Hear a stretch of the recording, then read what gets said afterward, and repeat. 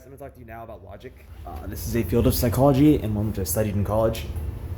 If you've never studied before, you might at the very least want to make yourself familiar with it if you're in a STEM field of study in college, because it is very relevant to everything and will help you a lot in just day-to-day life.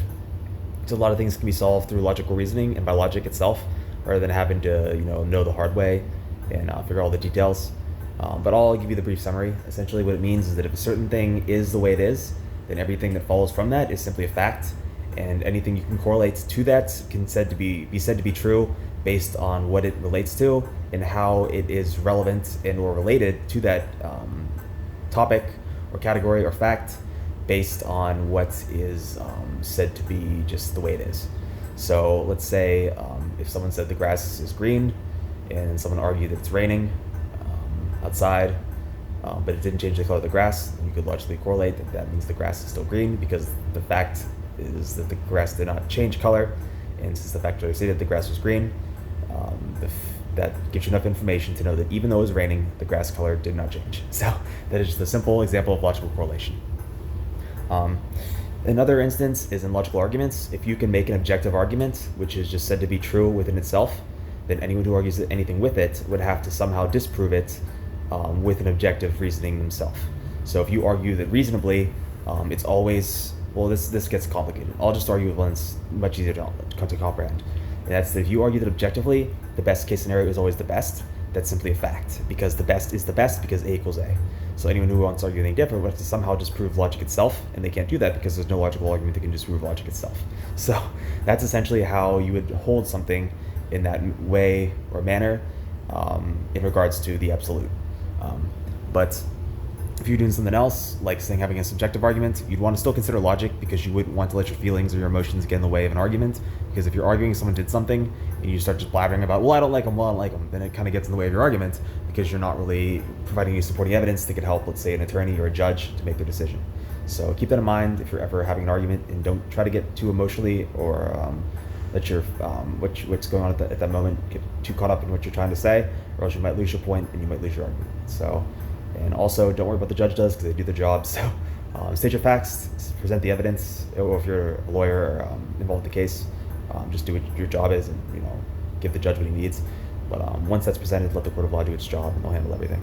But the other thing is, don't let it get too caught up in your life, because if you think too much that way, you can get down a bad, difficult road. But if you think about it logically, and I'll say this once, that you want a girlfriend, then just go get a girlfriend. You don't need to argue with that. Don't argue with things that are simply true in your life, and don't try to disprove what you have subjectively reasoned to be what you want.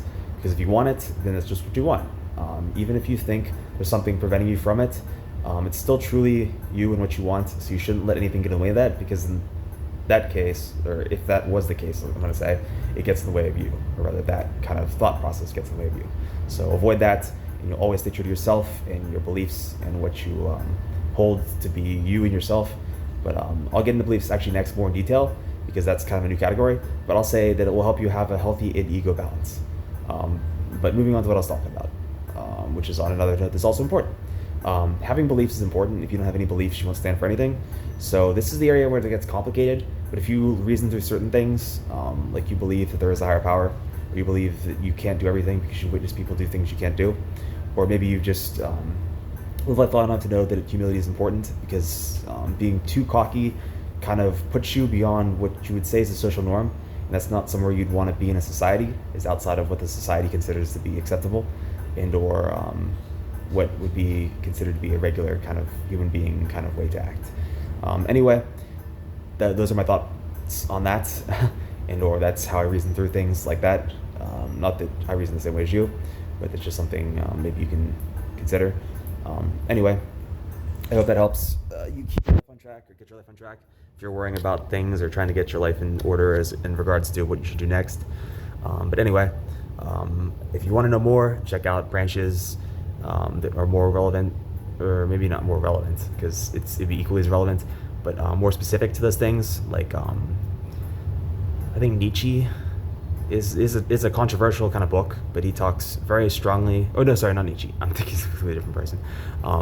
Who he argues different things about logic and why you should challenge beliefs in order to find your own beliefs, which I believe is a valuable thing to do. Because if you just believe what other people tell you to believe, you won't always necessarily believe the right thing. But another resource, in addition to that you could find helpful, is Freud, who talks a lot about psychology and about the balance between the id and ego. Otherwise, maybe just keep in mind your life goals and your life track, and any resource you find that you feel helps you along your way after reading it, or that you feel could help you on your way upon reading it, by all means, use that as a resource, and I hope it brings you value in your life. So with that being said, have a good day. Hope you stay in balance between what you want and what you need, and I hope you find everything you truly seek based on who you truly believe you are, what you truly want out of life, and how you value yourself as a person. So with that being said, peace out. I'm Jonathan, and I'll just do this one for this one video. See how that works. But anyway, live long and prosper. There. It's my Star Wars geeky reference, even though I'm not a Star Wars geek, or Star Trek geek, sorry.